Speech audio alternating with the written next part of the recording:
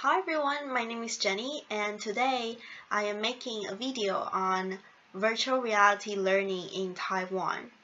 As VR gets more and more popular, many Taiwanese have the chance to experience it. But more than just regarding it as something for entertainment only, it is actually very important to apply it to our education. And as an English major, I think it's an excellent resource for second language acquisition. According to one article I read from a website called VR Focus, it talks about 4 problems of the current teaching method. First of all, teachers are teaching the language just like any other subjects, making it really boring for the students, and it's only just one-sided from the teachers. And second of all, students do not understand the reason why they're learning it, why it will be practical for them, and basically they don't have a motivation to learn this language.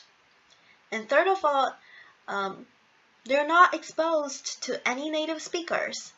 So when we learn a foreign language, we all know this is very important to have native speaker friends or teachers. Through the interactions with them, we get to copy their pronunciation or observe the overall usage of the words or phrases. And last but not least, students are not provided with a situation in which they can be immersed to learn certain words or phrases or grammar concerning certain topics. There are virtual reality systems created specifically for second language acquisition. One example is OGMA. They created a system and did an experiment with it. They first divided 20 students into 2 groups, one of which took the traditional teaching method and learned 10 Swedish words, while the other group used virtual reality. After training, they took a test, and they made an appointment to do a follow-up test after a week without reviewing what they've learned. And interestingly, the traditional one actually did better at the first test, while the virtual reality group got higher marks on the second test. And the results showed that the virtual reality one did better as in their memory retention, their overall perceived enjoyability during the process, and their overall effectiveness of learning that 10 Swedish words. Another example is IFLEG. They created a system aiming at acquiring French. The system offers 3 major features, which are the environment of complete immersion for learning French, and personal feedback, especially when you've made mistakes, and the ability to automatically generate trainings according to your command of French. For more ideas and insights, I've interviewed 2 other people, one of which is my friend from the English department, Ian. He's currently taking the teacher training classes. And the other person is my high school English conversation class teacher, Philip, and now he still works as an ESL teacher. So following are their interviews. Hi, so can you do a little bit of self-introduction? Okay, so hello everyone, I'm Ian. I'm sophomore from English department. I also take the education program for teaching training. Have you ever had virtual reality related experiences? No, I've never.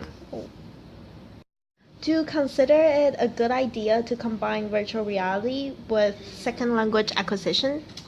Yes, I think it is a good idea because this device is rare and pretty technologically new, and I think students can get more fun while using it to learn the language. Then how would you make use of it with your teaching?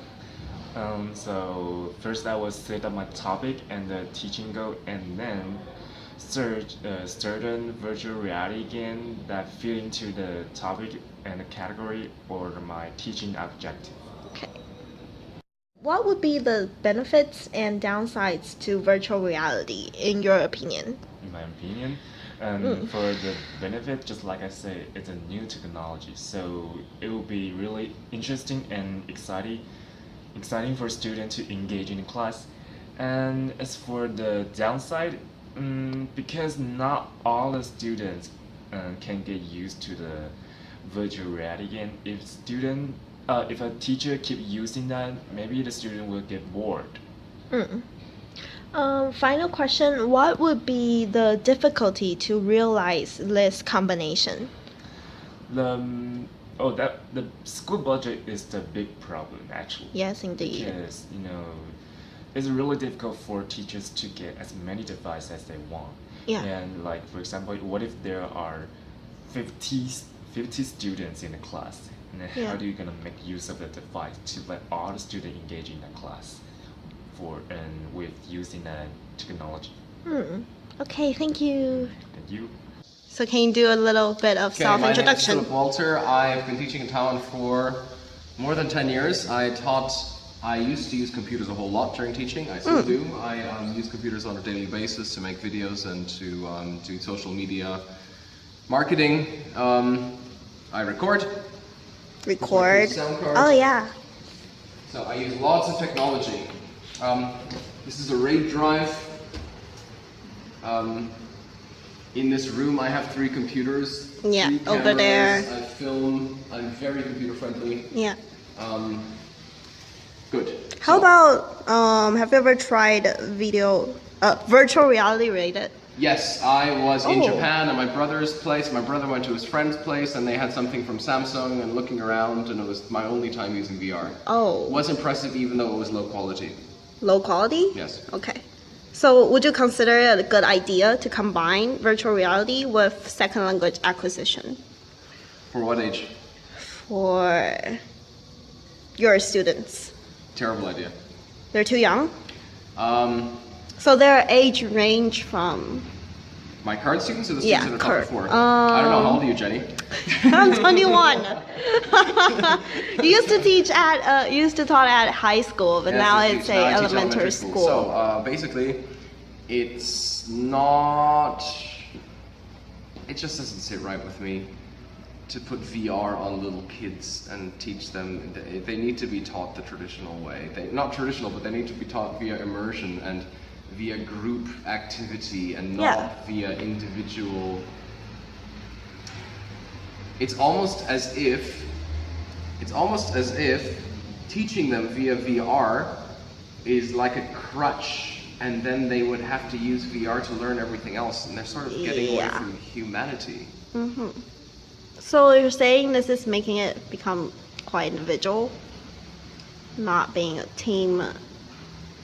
I'm sure for ADHD students it would work lovely, because they can't turn away and they can't focus on anything else. Yeah. You know, basically they can go home and mother can say, you're doing 1 hour of VR, and that thing stays on his head and he's completely immersed in this, like this, like this, like this. Oh great, Yeah. you know, but it's not in an entire classroom full of students. How